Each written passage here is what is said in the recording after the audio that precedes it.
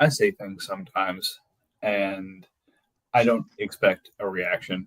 Um, I say things like, "Hey, I'm going to be, you know, available later in the week, and so you guys make big trades, and maybe we'll do an emergency pod." Or, "Hey, if we get more than this many trades happening, or this level of trade happening, we'll do an emergency pod." And I feel like most of the time it just goes by the wayside, or everyone kind of moves on with their week, and that's kind of that. And then every once in a while, you guys surprise the hell out of me, and that's what happened last night. I'm not gonna lie, I go to bed on the early side because I wake up on the early side.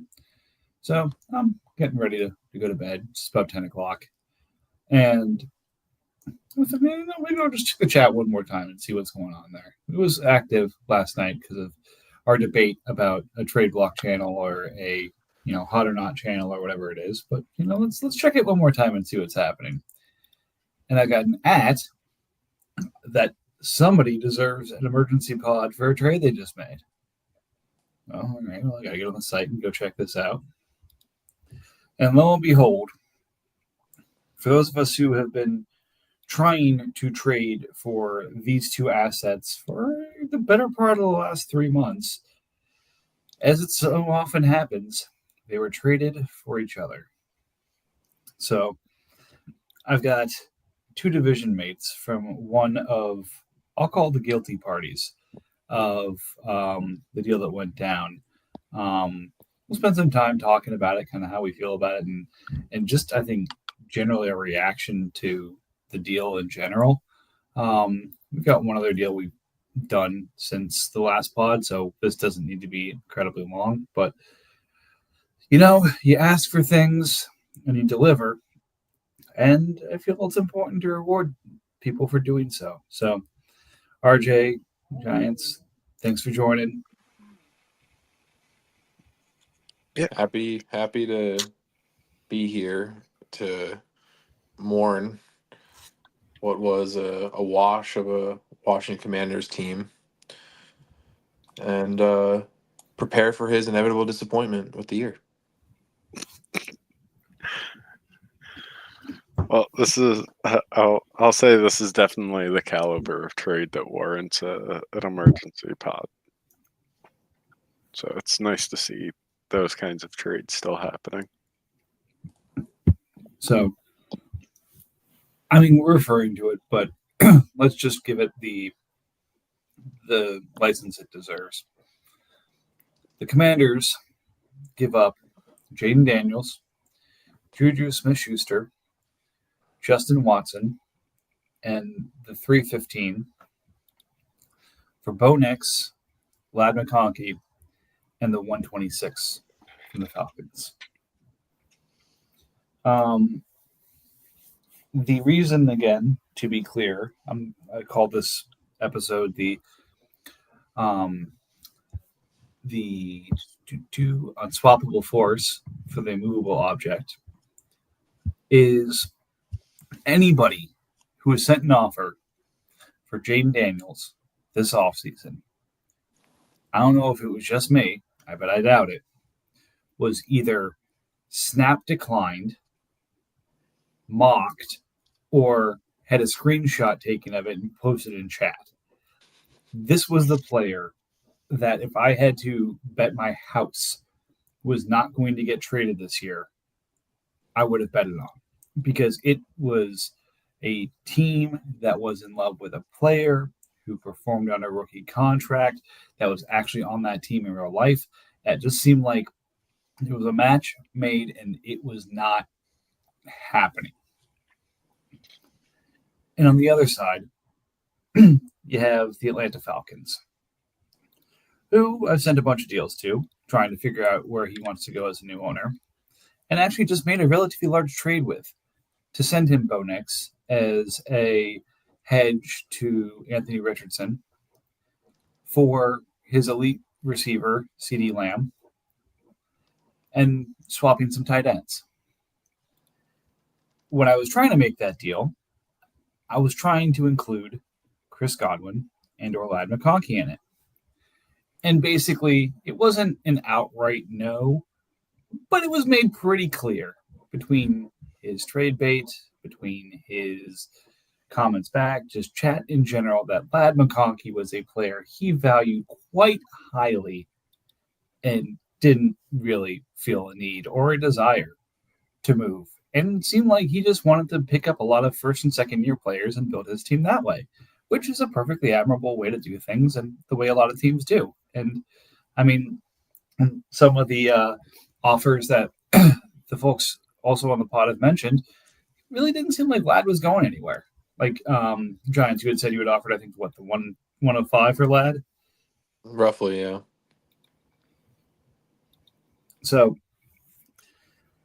kind of the key piece back in a CD Lamb trade, a player that you value as high as, if not higher than the 105, and the 126 to basically pick up Jaden Daniels, the 315, and some roster filler. And like I said this morning, I love it. This is what fantasy football is all about. If you want your guy, go get your guy. This just feels like one of those where it's like, I want this player or this pick or this asset. I'm just going to keep stacking things on top of each other until you say yes. It's the offers we get from everybody around the league right now of, if I just 2K this and add enough second round picks or fringe roster players or things like that, then you'll send me that star that I want. But this time, it was prime assets for it. And what is he getting in return? I would argue Jaden is probably the most valuable player in our league right now in terms of production, contract, position, you name it. I don't think there is a more valuable contract or player in our league right now. And Falcons just got it. Yeah, I think that's fair. Yep. But there was a cost. That was a massive cost.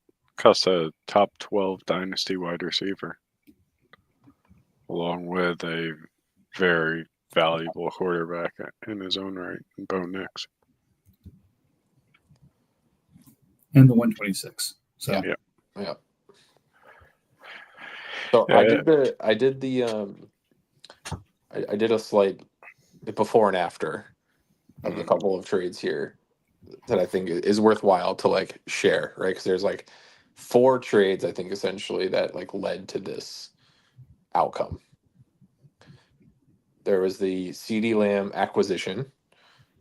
So he got CD and Blake Corum for Etienne, Flowers, Reed, a second and a third.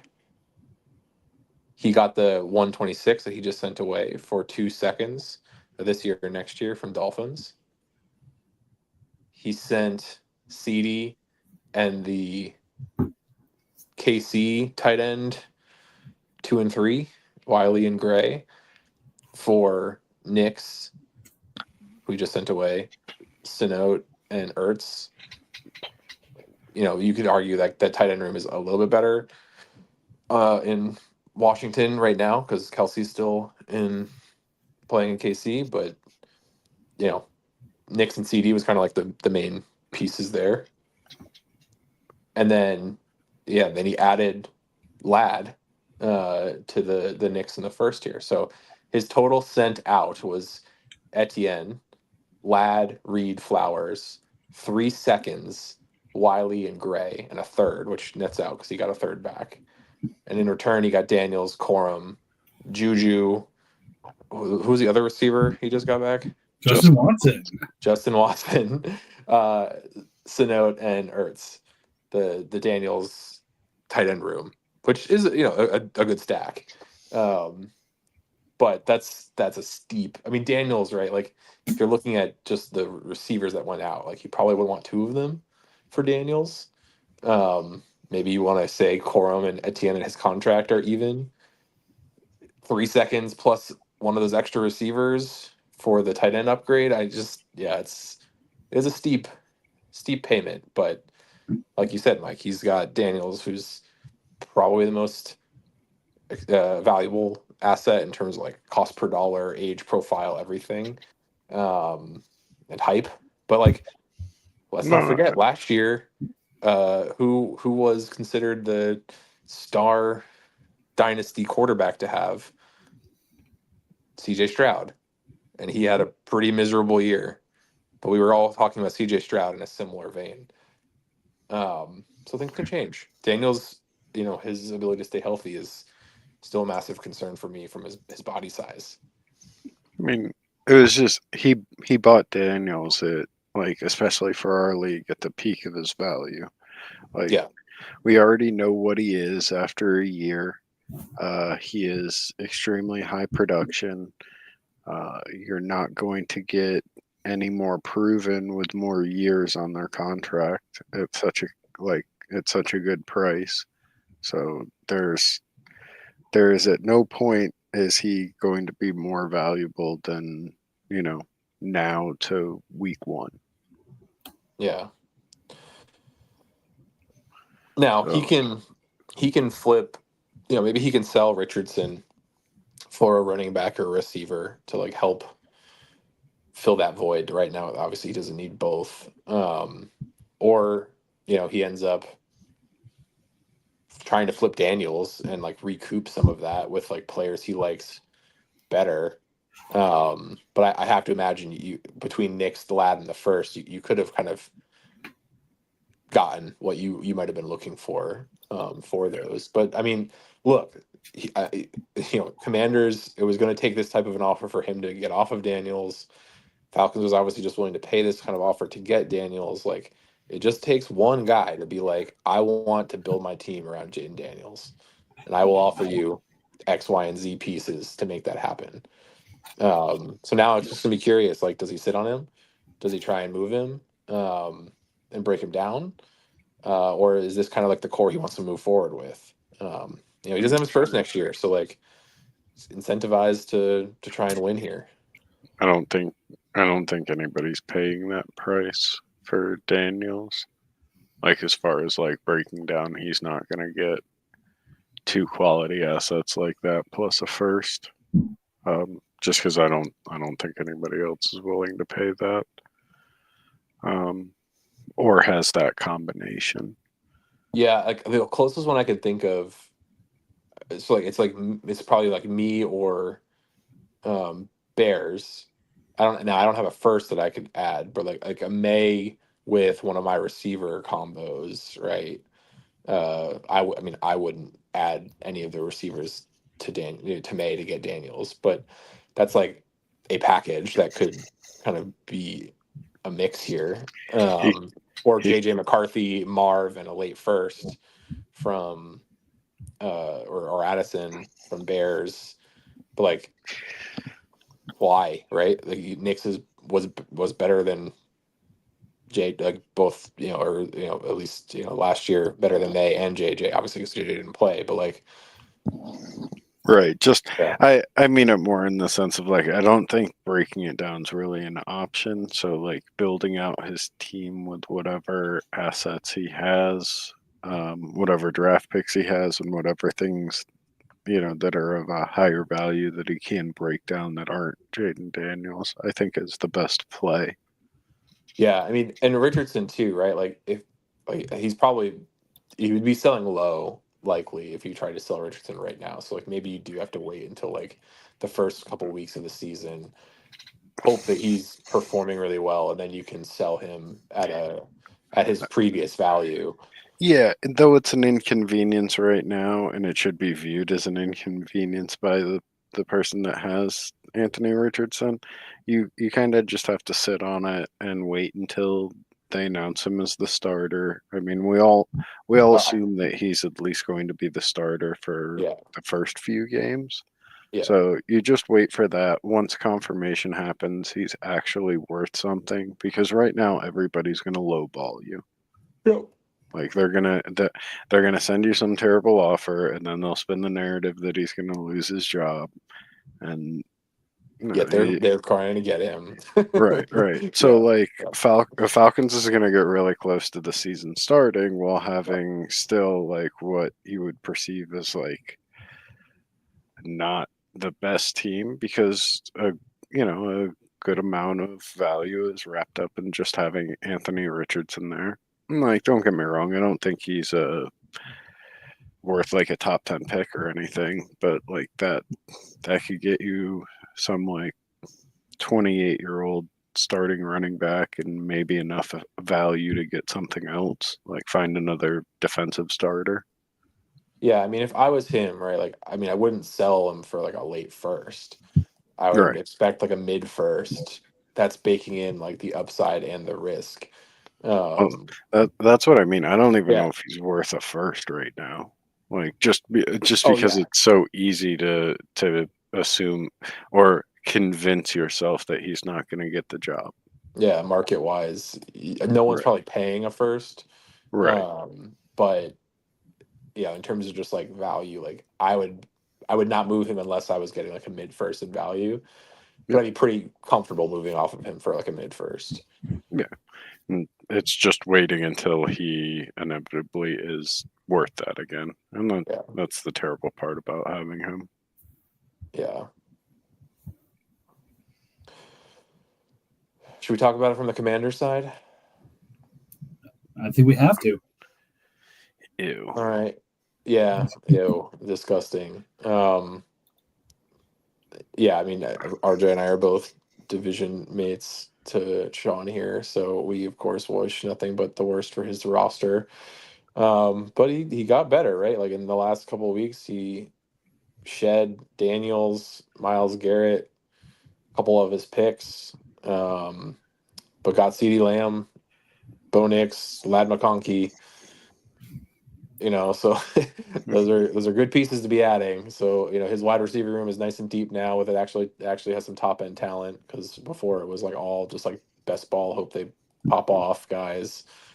Um, he's got Bo Nix who's going to be 80% of Daniels, which Yep. in best ball in the 32 team format is totally fine. He still needs a running back because he's cobbling together Jerome Ford, Antonio Gibson, and Ty Johnson, but he still has No, like three first so that he you, can. yeah, you could have stopped at Jerome Ford.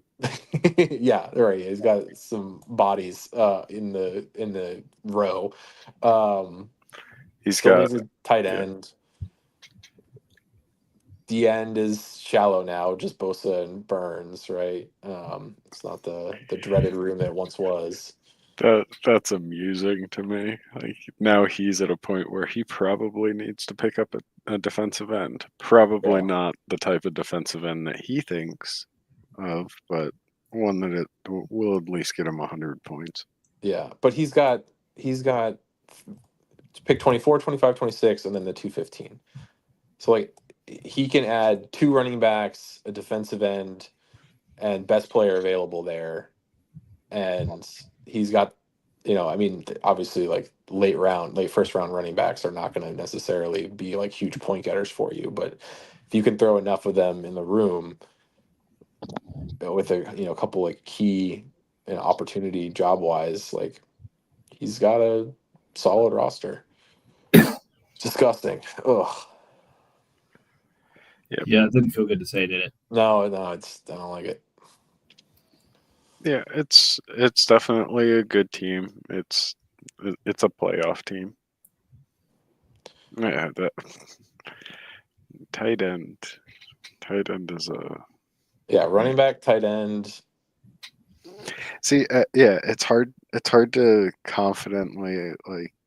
I say like, oh, playoff team, and now I have hesitation because it's hard to say like this is a playoff team when two of the four offensive positions he is lacking at.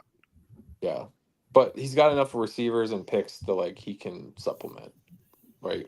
Mm. I don't know what is his earliest pick is going to get him what like running back 7, Oh, maybe even later than that. But right? yeah, yeah. So like, yeah, but you might get like, all right, you might get let's say running back 7, tight end 3, I'd say 4. But 4. Yeah, with the and that's being generous. I don't So that think maybe I there's. don't take tight end until the second. Yeah, because I think there's like three kind of good ones. So Mhm. okay, so you get running back 7, DE 3, 4. That seems reasonable. That'll probably be a good Yeah, player. yeah, and then best player available at the last first and 215, right? Whether that's another running back, maybe those are both just running back shots. Hmm. So now that's like running back 8 and let's say 12. That's it's not nothing. No, he definitely So has an opportunity to do well, but it is far from last year where a lot of those. Well, this team can be good, but they have a whole bunch of early picks. It's a huge discrepancy from that. yeah, and I mean to your playoff team point, right? Like this this weakens Falcons from like the NFC standpoint, right? So even I'm not writing That's true. Commanders in as winning the division. So like he's still going to be fighting, potentially amongst us for a division slash wild card position. But the NFC South is now weaker. Is Bears, taking this torch as team 2 in the NFC North? I'm just looking at Mike's team to see where it's at currently because it changes so much. How dare you? Uh, unknown. I mean, We so many. I mean, talk about picks. I mean, Mike's got his whole fucking we arsenal we here. we did the rankings. We told Mike he was a contender, and he's like, Yeah, "I'll show you all." And now he's he wants to be thought of as maybe downgraded. next year until he makes all his picks or flips a bunch of them, and E- then yeah, Exactly. It's just yeah. a disguise. Turn all your value into picks, so when you look at the roster, We you basically, aren't as. I mean, to Goose's point, right? Like, we basically just need to like X out a wild card spot at minimum for Vikings shenanigans until the trade deadline. We don't know about what's happening there, but like, I mean, Bears is, I mean, I would definitely consider him like much improved and like could definitely overtake Lions in that division with the moves that he's made. Um, so like, yeah, I mean, looking at the NFC playoff picture, like it's Seahawks. The Rams did get better, but like they also have a bunch of holes. Um, and I think I definitely like Commanders over the Rams.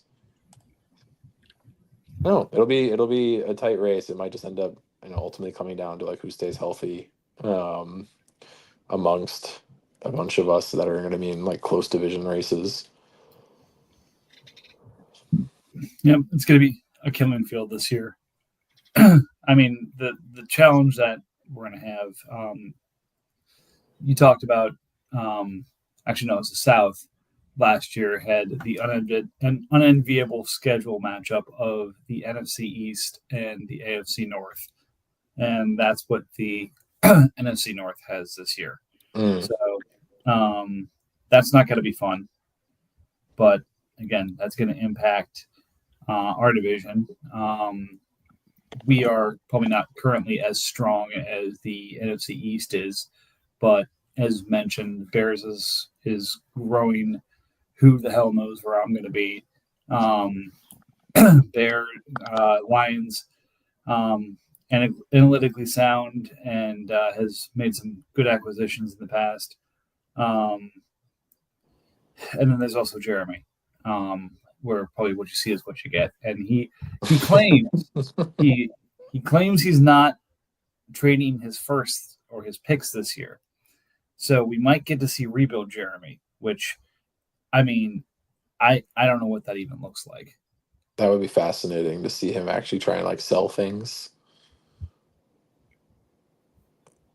I'm all here for it just because I like to see people push themselves, and I think that would be a fun activity. Um, I yeah, if oddly, I feel like I want this to prompt Lions to do something Oh, because sell it all. No, not. But you can. I'll take Josh Allen. But I Commanders that we always mock him for not being super active. Um, and Lions, is very active in the chat and on the analytics side, right? But like roster move wise, it's like small tactical moves. It's never like big swings outside of like when he finally acquired Josh Allen, right? I'd like to see another move from him to like push this roster closer to trying to compete this year, while he still has a cheap Drake London, Puka, and Chris Olave, right? Like they're all what next year is their last. No, not He's even. going to pay them all next year. I think this is Not fifth year Puka, right? option. Oh yeah. He's got to pay him all next year. This is his year to try and like go in and either do a slight pivot off of these receivers or go all in to maximize the window here. And that division with a static, stable Packers, a climbing Bears, and a mystery Vikings, like it could happen. Yeah. This is true. And then there's the weak ass AFC, who outside of the North, just like no one tries. Outside of the reigning champ. Yeah. North and Goose. Outside, yeah, that's true. Yes, North and Goose. Outside of that, like, what are we doing up there? Of course, we are not underselling, but throwing a team that went undefeated during the regular season last year onto that bus. But you know what? I think that's a fair thing to do. That was a huge product of the schedule. As wasn't it like a first round exit for Jets? I think it may have been second, but I guess because you had to buy. Yeah, right. Yeah. But like, but realistically, right? Like, I feel like the NFC has been like a mover and a shaker, and most of the AFC is pretty docile. And it would be nice if they try to shake things up. This is not a shot at the AFC North. I get it. You guys are all good. Terrific. Nope, you all suck. That's what the Giants are saying. I have nothing but respect for you, but Giants are saying you suck. I'm just trying to rustle up some activity from the rusty AFC up there. Yeah, I don't blame you. There was another deal, and since we're on, we might as well talk about it. The Bears trying to rustle up some activity in the NFC North, trading a couple of first rounders for Jordan Addison from RJ. So RJ continues his pick acquisition spree. He's now up to, I think, 4 first round picks this year. So truly on the road to the rebuild here. It's like a soft rebuild. Doesn't have his own pick next year. I know he's just going to be acquiring talent. Yep, just changing the age of players, and eventually I'll have the same production. Hopefully. There's always a potential that goes wrong. They are draft picks. Yeah, I was surprised that like you couldn't get a little bit more out of Addison. I think the 121 is pretty solid, but like 131 is pretty kind of late. Maybe just like a little bit more, like another like a mid-second or something here, and I would have been like, all right, or like a slightly earlier second, first, something like that. It's always like the wide receiver 2s that are like good performers like that. They're always weird to sell off. So like I'm happy with the 2 firsts. Yeah, I'm not a big fan of 131, but I'm cool with it. Like that's good enough. Because like if I package those together, I can probably get a pretty respectable pick. And like the pick that I could end up finding, a lot of the people in that range might not be in the market for a Jordan Addison. So like, it might be one step away from ultimately where I land with. Like I would bet if you wanted 113, you could put those picks together and get 113 from the Panthers. Right. So in my eye, where that's kind of where I saw Addison going. Like I've actually offered to get Addison from you, I think, a few times, and we just couldn't work something out. My intention was to get him and offer him to Panthers for 113. So that's sort of the valuation I had on him. So that you get two picks that I feel directly allow you to either go get something like that if you want to, or stick and sort of let some of the value drop to you in this draft. I think you're in a good spot either way. Yep. Yeah. All right. 30 minutes on emergency pod, I think is pretty good. So we talked way too much about the Commanders. God, thank goodness he's not very active and won't have to do this very often. Well, I dropped him the link so that he could join, but he didn't want to. So I guess clearly, as soon as we started saying nice things about his team, the 20 that I slipped his newborn paid off and just started crying and making his life a living hell. So, appreciate the kid being an entrepreneur and trying to take advantage of the situation. But nonetheless, appreciate you guys joining for the midweek pod. We'll pick it up again next week. And all right, he just joined, but I don't care. It's too late. I'm doing the close, and we'll talk post pod here. But nonetheless, I feel like that's what he's playing anyway. Thanks to you both for joining for this. We'll see if we can make some other craziness happen. And even if you guys do something crazy, I love you, but I'm not doing another emergency pod until next week. So, Challenge accepted. Oh my God.